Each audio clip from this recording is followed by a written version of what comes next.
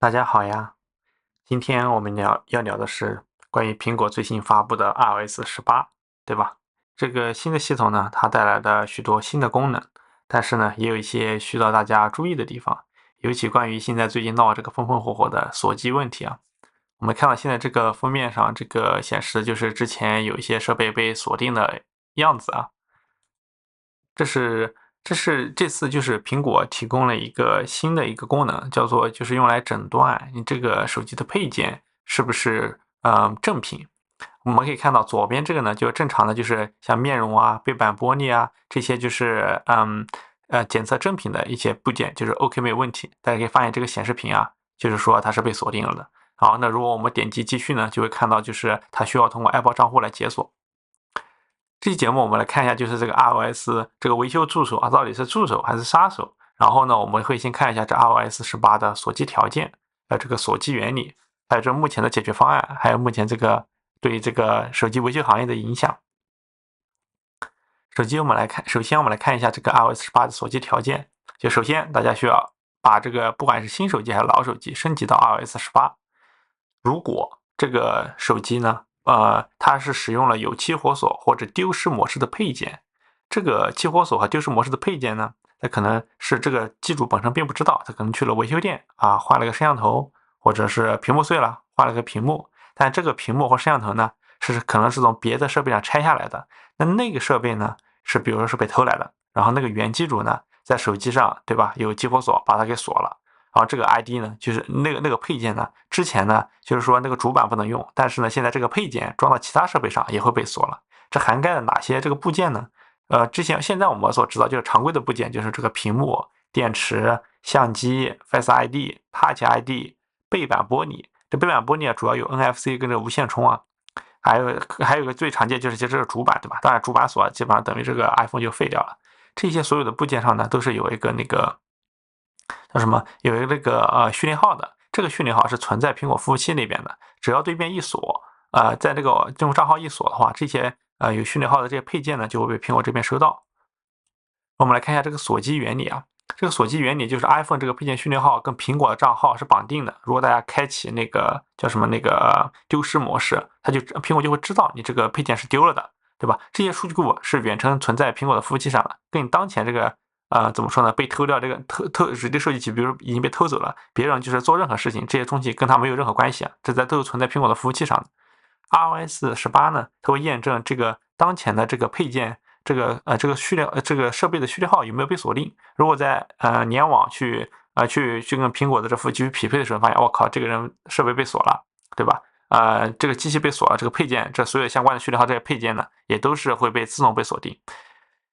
然后就会发现呢，对吧？这个有锁的配件呢，在使用这个 iOS 18的这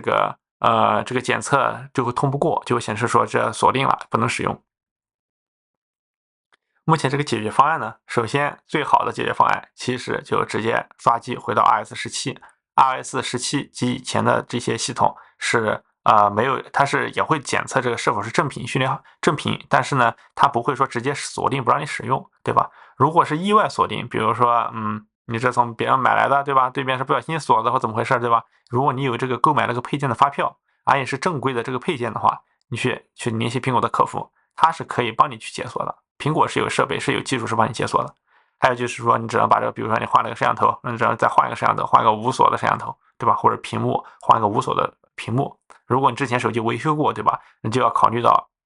尽量不要升到 iOS 18。如果你不确定那个配件的来源的话，不然的话你刷机回去之后，你所有数据会丢失掉的。如果你其实备份完之后再弄回去，可能花好几个小时，你自己搞不定还得找别人，还得花一点钱。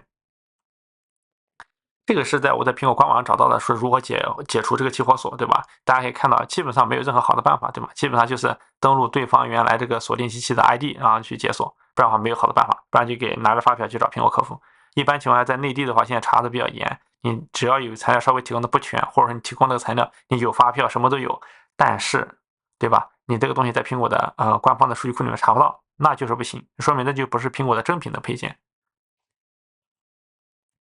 这个对行业的影响其实非常大的，基本上在网上这样一看新闻就说，这个华强北，对吧？深圳的华强北就是专门搞这个二手机，包括回收机的这个最大的一个商场，可能是全球最大的一个商场，关于这个 iPhone 配件的。现在就基本上靠一夜就可能就塌了，就是塌房了。这个黑产会逐渐萎缩甚至消失。这里的黑产主要是指这个 iPhone 的偷窃呀、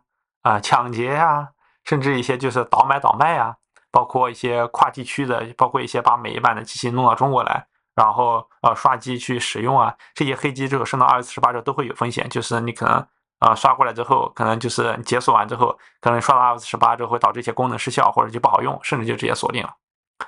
还有这个关于正品部件的价格上升，对吧？这个就是其实苹果的配件本身就价格非常高，对吧？其实大家也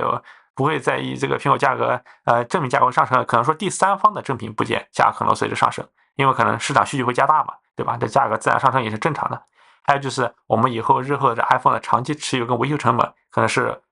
会有挺大幅度的上升，因为呢，虽然苹果这个方式呢，其实我表面上我还是比较支持啊，表面上比较支持，但是呢会导致说，如果你不买苹果的芯片，对吧？你不得到苹果的认证，你这东西就是会就是不能正常使用，对吧？其实有些部件其实我觉得可能不太需要苹果的认证，但是你就要去拿苹果那个认证是要花钱的，你要去拿苹果那个芯片装在里面，比如说个电池，对不对？这东西一定会老化的。其他部件也不能保证说你摄像头不会摔坏，你的屏幕不会摔坏，但如果你要拿原版的配件，就一定非常贵，你可能根据官方的可能差不了太多钱。所以说呢，这个也不知道是好事是坏事。最后对消费者来说，只能说多了一个鉴别的方式；对厂家来说，这是一个增加营收的一个方式吧。所以这期节目呢就做到这里，希望大家点赞、评论、关注、点亮小铃铛，谢谢大家，拜拜。